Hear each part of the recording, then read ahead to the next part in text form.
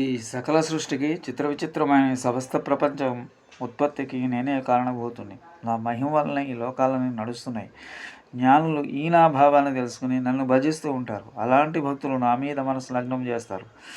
నా మీదే ప్రాణాలను పెట్టుకుంటారు. నా స్వభావం నా మహిమ ఎరిగిన వారే అలా తమకు తెలిసిన నా మహిమల గురించి ఒకరినొకరు బోధించుకుంటూ నా మహిమలను సంబంధించిన కథలు ఒకరితో ఒకరు చెప్పుకుంటూ బ్రహ్మానందం అనుభవిస్తూ ఉంటారు. కానీ ఇలా నా మీద ఆసక్తితో విశ్వాసపూర్వకంగా నన్ను కొలిచిన మహాత్ములకు నాలో ఐక్యం కావడానికి కారణమైన జ్ఞానాన్ని భక్తిని నేను ప్రసాదిస్తాను. అలాంటి వారికి మాత్రమే నేను ప్రసన్నుడనై నా మహిమలను ప్రదర్శిస్తూ ప్రకృతి సంబంధమైన అజ్ఞానాంధకారంలో నుండి వారిని తప్పిస్తూ ఉంటాను. ఇలా తన ఈ భూతుల గురించి భక్తి యోగం ప్రాముఖ్యతను గురించి కృష్ణుడు చెప్పగా వింటున్న అర్జునుడికి మరింత ఆసక్తి ఎక్కువైంది. భగవంతుని ఈ భూతుల గురించి ఇంకా ఇంకా వినాలని కుతూహలం కలిగింది. కృష్ణుడితో ఇలా అన్నాడు: కృష్ణ, నేను పరబ్రహ్మని, పరంధాముడని, పరమోత్కృష్టుడని, పావనుడని, పురాణ పురుషుడని, శాశ్వతుడని, దివ్యమూర్తి అని, దేవతలందరిలో మొదటి వాడివని, పుట్టుకలేని వాడివని, ఈశ్వరుడని, నారదుడు, దేవులుడు, ఆసీతుడు, వ్యాసుడు మొదలైన మహర్షులంతా చెబుతూ ఉంటారు.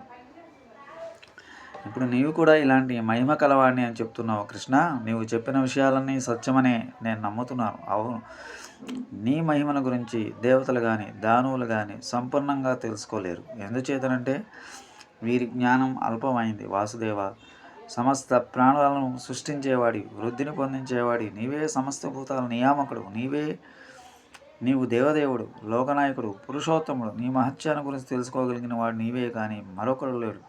నీ మహిమలు అనేక విధాలుగా కనిపిస్తున్నాయి. కృష్ణ, నీ మహత్యం రకరకాలుగా విస్తరించి సమస్త లోకాలు నిండి ఉంది.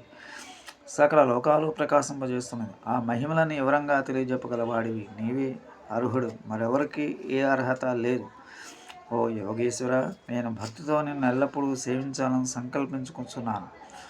కానీ ఇంత మహిమ గల నిన్ను నేను ఎలా జ్ఞానం చేసి తెలుసుకోగలను? ఇప్పుడు నువ్వు చెప్పిన విధంగా కాక ఇంకా ఏవైనా భావాలతో నేను ధ్యానించాలి. ఏ స్వరూపాల కలవాడిని నేను తలచాలి? జనార్దన, నీవు సర్వజ్ఞత్వాన్ని గురించి, నీ భూతుల గురించి నాకు సంగ్రహంగా చెప్పావు. వాటిని మరింత విస్తరించి నాకు మళ్ళీ చెప్పు కృష్ణ. అమృతం లాంటి నీ మాటలు ఎంత విన్నా తనవి తీరటం లేదు. చెప్పు కృష్ణ, ఇంకా ఇంకా చెప్పు. అర్జునుడు ఇలా అడగ్గా కృష్ణుడు మళ్ళీ చెప్పసాగాడు. అర్జున, ఇంకా ఇంకా విస్తరించి చెప్పమంటున్నావు. నా మహిమలు మహాత్ములు అనేకంగా అంతు లేకుండా ఉన్నాయి. వాటిని లెక్క పెట్టడం సాధ్యం కాదు. మరి ఎంతని చెప్పేది, ఏమని చెప్పేది? అయినా నువ్వు నా భక్తుడు ఇంత ప్రార్థిస్తున్నావు కాబట్టి నీకోసం వాటిలో ముఖ్యమైన కొన్ని చెప్తాను, శ్రద్ధగా ఆలకించు. అర్జున, నాకు శరీరంగా ఉంటున్న సమస్త ప్రాణ హృదయాల్లో ఆత్మజ్యోతిని ప్రకాశించేవాడిని నేనే. వాటి ఆదికి ఆది, అధ్యాంతాలకు అంటే వాటి ఉత్పత్తి, స్థితి, నాశనానం కారణమైన వాడిని నేనే. ఆదిత్యులు 12 మంది. వారిలో 12వ వాడైన విష్ణువు అనే ఆదిత్యును నేనే. జ్యోతి స్వరూపాలో అత్యధిక ప్రకాశం గల కిరణాల్లో ఉన్న సూర్యుని నేనే. 7 మరుతుల్లో శ్రేష్ఠుని మరీచి వాయువుని నేనే. నక్షత్రాల్లో వాటికి ప్రభువైన చంద్రుడు నేనే. 4 వేదాల్లో సమవేదాన్ని, దేవతల్లో ఇంద్రుడిని, 11 ఇంద్రియాల్లో మనస్సు చేతను గల భూతాలలో చైతన్యాన్ని నేనే. 11 మంది రుద్రులు శంకరుని, యక్షరాశి గణాల్లో కుబేరుణ్ణి, 8 మంది వసువుల్లో అగ్నిహోత్రుని, రత్నమయ శిఖరాలు గల కొండల్లో మేరువుని నేనే. పురోహితుల ముఖ్యుడైన బృహస్పతిని, సేనాపతుల్లో కుమారస్వామిని, జలాశయాల్లో సముద్రుణ్ణి, మరీత్యాది మహర్షుల్లో భృగువుని, వాక్కుల్లో ప్రణవాన్ని, యజ్ఞాల్లో శ్రేష్టమైన జపయజ్ఞాన్ని, పర్వతాల్లో హిమస్ పర్వతం నేనే.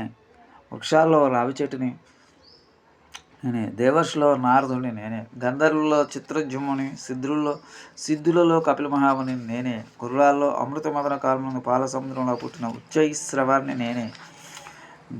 దిగ్గజాల్లో బల ఐరావతాన్ని, మానవులతో ప్రజలను న్యాయంగా పరిపాలించే రాజును నేనే. అర్జున, ఆయుధాల్లో వజ్రాయుధాలు నేనే. గోవుల్లో సమస్త కోరికలను ఇచ్చే కామధేనువు, ప్రాణుల పుట్టుకకు కారకుడైన మన్మధుడిని, ఒక తల గల సర్పాలతో వాసుని నేనే. అనేక తల్ల గల పాములో ఆదిశేషుని నేనే. జలదేవతలో వరుణుణ్ణి, పితృదేవతలో ఆర్యముణ్ణి, దండించే వారిలో యముని నేను. రాక్షసుల్లో ప్రహ్లాదుని నేనే. అనర్థం కలిగించి గోరి లెక్క పెట్టేవారిలో కాలరూపుడుగా ఉన్న మృత్యువును నేనే. మృగాల్లో సింహాన్ని, పక్షుల్లో గరుత్మంతుని నేను. పార్థ, ఎల్లప్పుడూ తిరిగే వాటిలో పరిశుద్ధమైన వస్తువుల్లో వాయువును నేనే. విలుకాంలో రఘురాముని నేనే. చేపమునకు జలజంతువుల మొసల్ని. ప్రవాహాల్లో అంటే నదుల్లో గంగలు నేనే. సృష్టులకు ఆది మధ్యాంతాలను నేనే. విద్యల్లో బ్రహ్మ విద్యను నేనే. తత్వనిర్ణయం కోసం వాదించే వారిలో వాదాన్ని నేనే. అక్షరాల్లో మొదటిది అయిన ఆకారాన్ని, సమాసాల్లో ఉభయార్థ ప్రధానమైన ద్వంద్వ సమాసాన్ని, తుది నామం లేని వాటిలో కాలాన్ని, సృష్టికర్త అయిన చతుర్ముఖ బ్రహ్మను నేను. సమస్త ప్రాణుల ప్రాణాలను తీసే మృత్యువు నేనే. ఉత్పత్తికయ్యే వస్తువులన్నింటికి ఉత్పత్తి స్థానాన్ని, స్త్రీలో లక్ష్మి, కీర్తి, వాకు, సరస్వతి, జ్ఞానశక్తి, బుద్ధి, ధైర్యం, ఓర్పు ఇవన్నీ నేనే. సామవేదములో బృహస్సామాన్ని, ఛందస్సుల్లో గాయత్రిని, మాసాల్లో మార్గశీర్ష మాసాన్ని, ఋతువుల్లో వసంత ఋతువుని నేనే. మోసం చేసే వస్తువులో పాచికలు మొదలైన రూపంలో ఉండే జూదాన్ని, తేజవంతులైన తేజస్సును, విజేతల్లో విజయాన్ని, ఉద్యోగుల్లో ఉద్యోగాన్ని, బలవంతుల్లో బలాన్ని నేను. యాదవుల్లో వామదేవుణ్ణి, పాండవుల్లో అర్జునుడైన నీవు నేనే. ఋషుల్లో వేదవ్యాసం నేను. శాస్త్రార్థాలు తెలిసిన వాళ్ళు శుక్రాచార్యుని నేను. నియమం అతిక్రమించినప్పుడు శిక్షించే వారే దండనీతిని, జమేచ్ఛ కలవారిలో జయించే ఉపాయాన్ని, గోప్యమైన వాటిలో మౌనాన్ని, జ్ఞానవంతుల్లో జ్ఞానాన్ని నేను. అర్జున, సమస్త భూతకోటికి బీజాన్ని అంటే కారణభూతులు నేనే. నేనే లేనట్టు చరాచర భూతాలు లేవు. అర్జున, నా కళ్యాణ గుణాలకు విభూతులకు అంతు లేదనే చెప్పాను కదా.